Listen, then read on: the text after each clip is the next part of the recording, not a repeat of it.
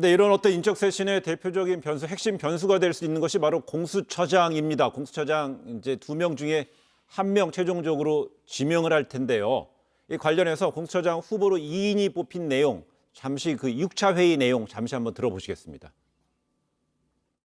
김진욱 헌법재판소 선임헌법연구관과 이건희 국민권익위원회 부위원장을 공수처장 후보자로 최종 선정하였음을 발표합니다. 그 후보로 선정되신 분들은 좀 어떤 면면들이 많이 평가받으시나요? 정치적 중립성과 독립성, 그리고 수사 능력, 그다음에 공수처를 이끌어갈 만한 리더십과 책임감, 모든 부분이 골고루 고려된 걸로 생각됩니다. 네, 그 후보로는 2명에 대한 관심은 없습니다. 검사 출신, 판사 출신, 그다음에 과거에 담당했던 수사 내용도 좀 주목되는 것도 있고요. 짧게 한번 정리해드리겠습니다. 최종 후보군 2명을 좀 짧게 정리해드리면요. 김진욱 헌법재판소 선임연구관과 그리고 이건희 국민권익위 부위원장입니다. 둘 다 이 변호사 협회가 추천한 인물입니다. 네. 다른 점이 있다면요. 앞서 말씀하신 대로 김선인 연구관은 판사 출신, 이 부위원장은 검사 출신입니다. 주요 이력도 짤막하게 정리해드리면요. 김선임 연구관은 대형 로펌에서 변호사로 일한 적이 있고요. 2010년부터 헌재 헌법연구관으로 재직하고 있습니다. 이 부위원장은 2012년 이명박 정부 시절에 대법관 후보로 추천되기도 했고요. 2018년 4월부터 권익위 부패방지 부위원장에 임명됐습니다. 그런데 이 과정에서 2명이 뽑힐 때 사실상 앞서서 법무부 추미애 장관이 추천했던 전현정 변호사는 이미 5표로 김진욱 그 연구관이랑 공동 1위였잖아요. 근데 사실상 예선에선 1위였는데 본선에는 못 올라온 거예요, 사실상.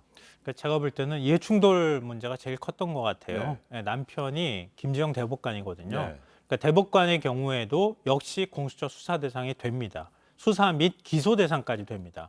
그러니까 현직 판검사가 기소 대상이 될 수 있거든요.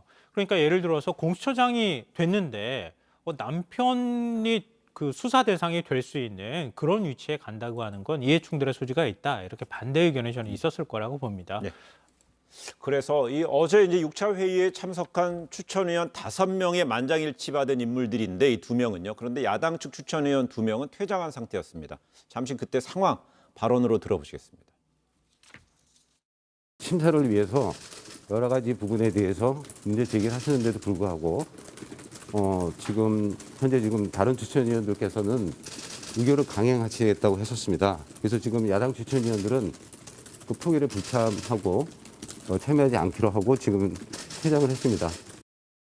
근데 그동안에 보면은요, 그 민주당에서는 검사 출신을 상당히 배제해 왔고 국민의힘에서는 검사 출신으로만 다 처장 후보 추천했잖아요. 그런데 마지막에 이건희 부위원장 검사 출신이 떡하니 2명에 최종적으로 올랐습니다. 그렇습니다. 야당 요구를 좀 반영했다 그렇게 볼 수 있을 것 같은데요.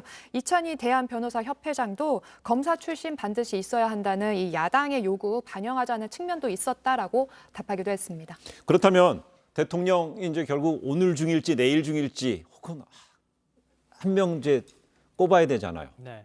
낙점해야 되는데. 일단은 해는 안 넘길 것 같고요. 예. 제가 볼 땐 일단 숙고하는 모습을 보여주는 게 굉장히 중요하다. 왜냐하면 공수처는 좀 이전에 법무부 검찰 갈등하고는 좀 다르잖아요. 그러니까 최대한 중립적인 모양을 갖춰 나가면서 절차적 흥결 문제가 제기되지 않도록 공수처장을 임명하는 게 매우 중요하다. 이 부분에 대해서는 공감이 있는 것 같고요. 제가 볼 때는 앞서 이제 인사특종 얘기 잠깐 하셨지만 틀릴 수 있다는 전제로 제가 말씀드리면 김진욱 연구관이 될 가능성이 저는 높다고 생각합니다. 네. 왜냐하면 판사 출신이라고 하지만 판사 생활을 실제로 3년밖에 하지 않았어요. 네. 그러니까 오히려 사법체계에 대해서 공부를 많이 한 사람이다. 이런 쪽에 그 평가가 더 맞을 것 같고요. 네. 어울린다고 하는 점에서는. 그리고 이건희 국민권익위 부위원장의 경우에는 검찰에서 검사장까지 하고 나온 인물입니다. 네. 그러니까 이해관계로 얽혀있는 측면이 훨씬 더 많다는 거죠. 네. 그러니까 공수처장으로서 최대한 객관적인 입장에서 기존의 법조계하고도 어느 정도 거리를 둘 수 있는 그런 입장에서 그 공정하게 판단을 한다고 하는 그런 의미를 갖게 된다고 하면 김진욱 연구관이 더 그림상으로는 적격일 가능성이 높다 이렇게 보이고요. 도덕성 문제만 좀 넘어서면 되지 않을까. 저는 개인적으로 그렇게 그래요? 예측합니다. 그럼 저는 그 개인적인 의견에 반대하는 쪽에서 어떤 의견을 하냐면요. 이건희 부위원장은요, 5.18 특별조사위원장으로서 헬기 사격에 대한 문제를 규명하는 데 앞장섰었고, 뭐 또 다양한 수사 경험이 있기 때문에 그 부분은 어떻게 작용할지 저는 그게 잘 오히려 더 약점이 마이너스가 되는 될 수 거죠. 있을 예, 것이다. 왜냐하면 현 정부 들어서서 뭐 특조위원을 한다거나 네. 아니면 국민권익위 부위원장까지 했기 때문에 현 정부가 출범하고 난 다음에 어느 정도 혜택을 입은 사람이다. 예. 이런 평가가 있을 수 있는데 헌재 연구관은 그런 자리라고 보기 어렵잖아요. 그게 오히려 더 장단점으로 여겨질 가능성이 있다고 봅니다. 좋은 진단입니다.